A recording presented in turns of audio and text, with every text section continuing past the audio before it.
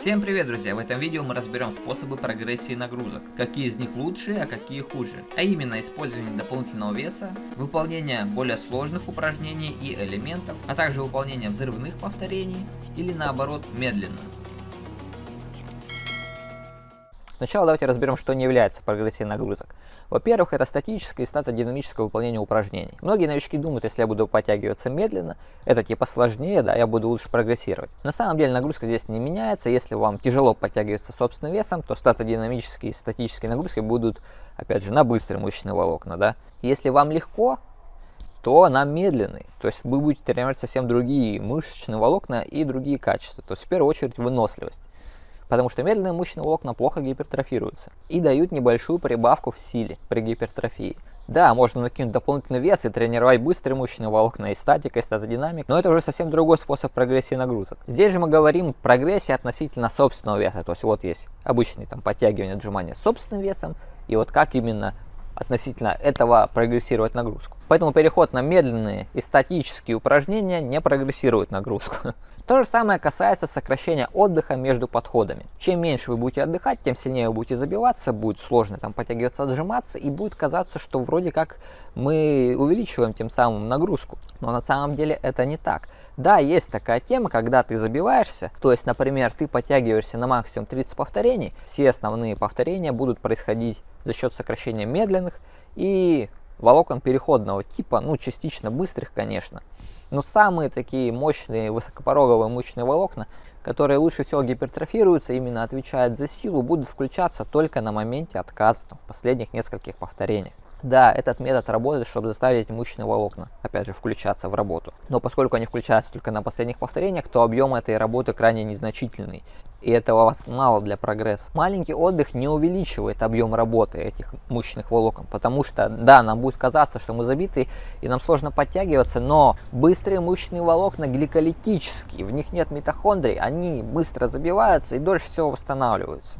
И с коротким отдыхом в первую очередь будет восстанавливаться как раз таки медленные и волокна переходного типа. То есть работа будет опять именно идти на них, и они хуже гипертрофируются и дают меньше прирост силы. То есть работа тут опять на выносливость. То есть, чтобы задействовать быстрые мышечные волокна в работе с собственным весом, нужно делать на максимум повторений, да, там в отказ, через силу подтягиваться. Но нужно давать большой отдых между подходами, чтобы эти мышечные волокна потом восстанавливать, чтобы они могли работать, а не были забиты. Помимо прогрессии нагрузок, для успешного набора мышечной массы и прогрессии в спорте необходимо обеспечивать свой организм всеми необходимыми нутриентами, витаминами и минералами. И как нельзя лучше в этом помогают спортивные добавки. Протеин, генер, витамины, аминокислоты и многое другое. Заказать качественное спортивное питание вы можете на сайте Александра Добромиля по ссылке в описании. Питание Добромильфит производится в России на самом современном оборудовании из проверенных ингредиентов, и вы гарантированно останетесь довольны качеством продукта. Доставка по всей России, ссылка в описании.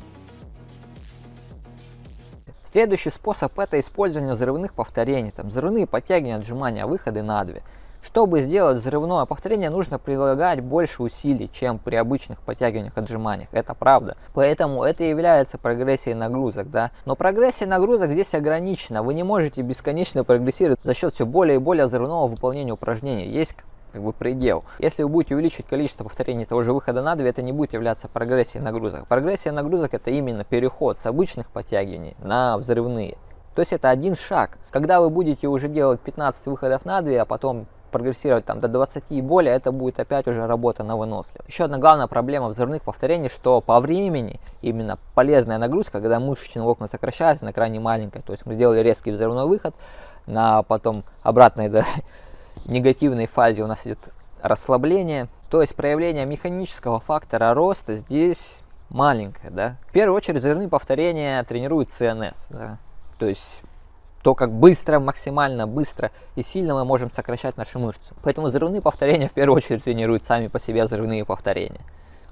Да, на них можно там спрогрессировать чутка на массу, на силу, но опять же ограничено. И самое главное, чтобы увеличить именно объем работы, чтобы он был нормальный, во взрывных повторениях вам нужно, чтобы все повторения были взрывные, да. То есть не нужно добиваться обычными. То есть ты начинаешь делать взрывные подтягивания, сделал там 10 повторений, а потом ты уже не можешь и начинаешь делать подтягивания обычные. Этого делать не надо, надо все остановиться, полностью отдохнуть, восстановить мышцы и потом опять продолжать выполнять во взрывном стиле. И только потом в конце тренировки уже это как бы добиться, да, забиться обычными подтягиваниями. Иначе ты там на первом, на втором подходе обычными подтягиваниями забьешься, а потом уже просто не сможешь выполнять в взрывном стиле и не будет прогрессии именно нагрузок по взрывному стилю. Следующий способ прогрессии нагрузок — это использование более сложных упражнений. То есть переход к элементам, подтягиваниям на одной руке, отжиманиям там на одной руке, отжиманиям в стойке на руках и так далее.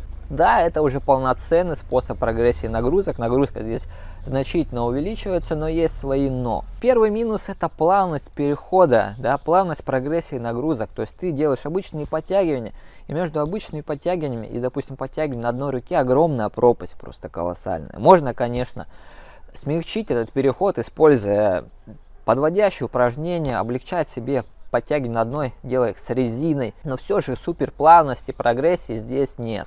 Это опасно тем, что можно травмироваться, то есть это форсирование нагрузки, да, то есть слишком быстро ты начинаешь прогрессировать свою нагрузочку.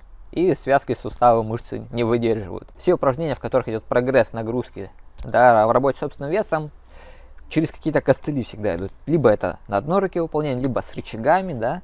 Естественно, когда есть какие-то рычаги, еще выполнение на прямых руках, это повышает риск травматизации относительно базовых упражнений, и нагрузка там меняется. То есть, когда ты делаешь какие-нибудь подтягивания, ты можешь сделать акцент на широчайший, а в подтягиваниях в переднем висе, просто удержание в переднем висе, акцент у нас идет на другие больше мышцы, именно на круглые мышцы спины. То же самое в отжиманиях, да, то есть в обычных отжиманиях акцент на грудные мышцы, там на трицепс.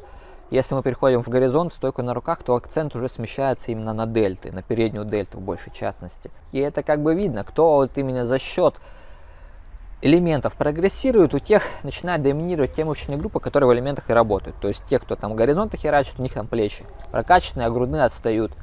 У меня, например, хорошо прокачаны прям нереально круглые мышцы спины, а широчайшие отстают на самом-то деле, именно по объему. То есть, когда я спину напрягаю, у меня там такая херня круглая мышца торчит, да, а широчайшие там еле-еле их видно.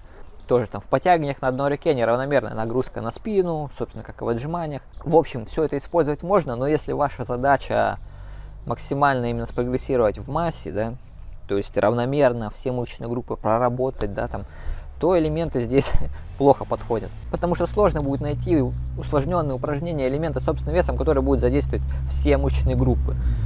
И делать акцент отдельно на каждой какой-то мышечной группе. Да. Последний, самый эффективный способ прогрессии нагрузок — это использование дополнительного веса. Да. Потом не то, чтобы там подтягиваниях, отжиманиях, да, там на себя гирю накидывать, но даже просто работа со штангой, да, там с гантелями. Это работа именно вот со свободными весами, да, где можно очень плавно, четенько прогрессировать нагрузку в самых безопасных базовых упражнениях. Упражнениях этих куча, поэтому можно подобрать под каждую мышечную группу как базовую, так и изоляцию. Плюс эти упражнения будут намного безопаснее, чем элементы. Поэтому прогрессия нагрузок за счет дополнительного веса самое лучшее, это не обсуждается, как говорится. Тут никаких минусов нет и быть не может. Самое главное правило — это плавность прогрессии, да, то есть берите небольшой вес для начала, потом медленно прогрессируйте, закрепитесь на каждом именно этапе прогресса. То есть, если ты там подтянулся, допустим, каким-то дополнительным весом 10 раз, да, там в первый раз, и сразу же бежишь накидывать еще дополнительного веса, да, то не надо этого сделать. Сделай хотя бы еще одну тренировку, там 2 тренировки с тем же дополнительным весом, закрепи результат, потом двигайся вперед. В работе с дополнительным весом именно на силу, на массу есть большое преимущество относительно, допустим, взрывных повторений, что у нас идет то, что у нас полезная работа, то есть сокращение мышечных волокон происходит относительно медленно, да, то есть мы когда потянемся, отжимаемся дополнительным весом, это не быстрые взрывные движения, а медленные, где есть полноценная нагрузка и в фазе концентрической, да, то есть когда мы подтягиваемся, сокращаемся, и в негативной, да, эксцентрической фазе, что, конечно же, является большим плюсом. То есть здесь идет полный прокачка, скажем так, механического фактора роста. Ну и за счет большой нагрузки у нас сразу же работают быстрые высокопороговые мышечные волокна. А не так, как если бы мы подтягивали собственным весом, да, там медленно, то у нас бы работали медленно, естественно, мышечные волокна. Собственно, это еще метод в методе, да, то есть мы можем прогрессировать нагрузку за счет дополнительного веса и в взрывных повторениях, то есть выполнять выход на адрес дополнительным весом, и в элементах, да. И статика, статодинамика с дополнительным весом тоже может присутствовать, да. Поэтому это, так скажем, универсальное средство для всего. Ну вот и все, спасибо, что поддерживаете канал. И увидимся в следующих выпусках. Всем пока.